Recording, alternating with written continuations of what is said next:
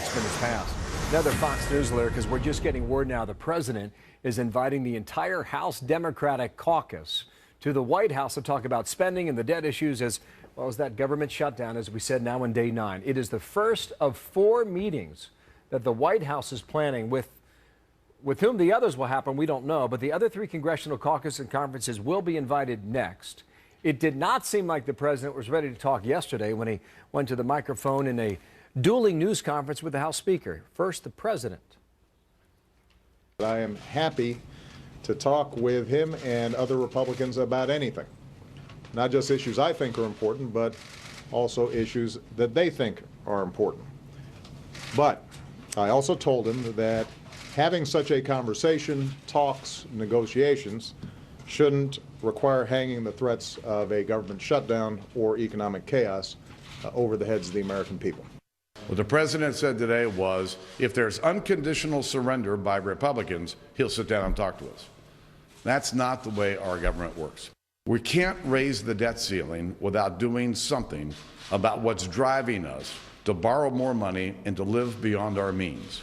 If Congress refuses to raise what's called the debt ceiling, America would not be able to meet all of our financial obligations for the first time in 225 years.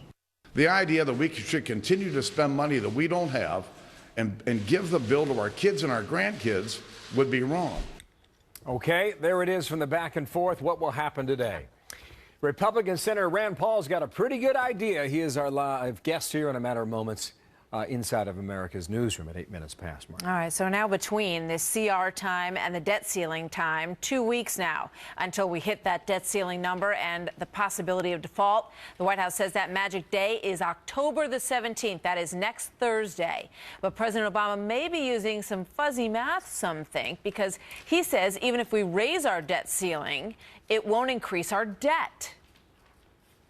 Because it's called raising the debt ceiling, I think a lot of Americans think it's raising our debt. It is not raising our debt.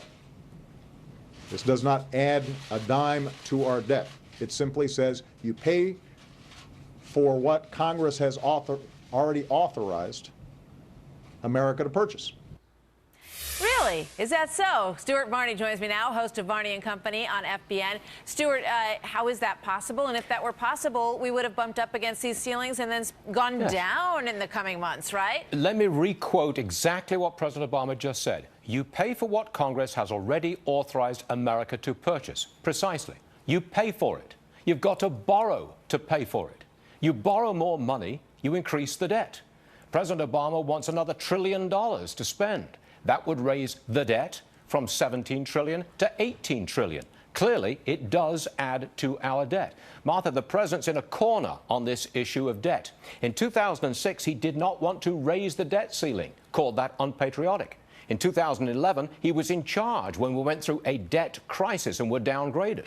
Now he says he wants more debt, but he denies that we're adding to the debt by raising the debt ceiling. That does not inspire confidence in those people who want to see America's finances run properly. Stocks down. Yeah, I mean, it makes no sense whatsoever. I mean, obviously, if you raise the debt ceiling, you're going to incur more debt because, as you say, you have to dig into more borrowing in order to meet that threshold. So where does this go from here? Well, you've got to read between the lines of what the president is saying. It looks to most people that we'll go right up to the deadline and get some kind of a deal. But I want to make another point, Martha. We do not default at midnight on October the 17th. That's right. We simply do not. You default when you stop paying interest on your debt. We've got a ton of money coming in that will pay the interest on the debt. We do not default simply because we go past that October 17th deadline. Yeah, I got to go, Stuart, but just very quickly, if we get an extension deal, during which period we're supposed to kind of work this out in terms of some deficit reduction, perhaps, what is the market going to think about that, do you think? Probably be very favorable. Yeah. Although it kicks the can down the road, exactly. It relieves the immediate problem, and the market would probably, I don't know for sure, but probably would go up. Yeah, well, all we do is kick it down the road to the next time. And the next time and the time after that. Stuart, thank you. We're going to talk more about that later. We'll see you later as well. So, some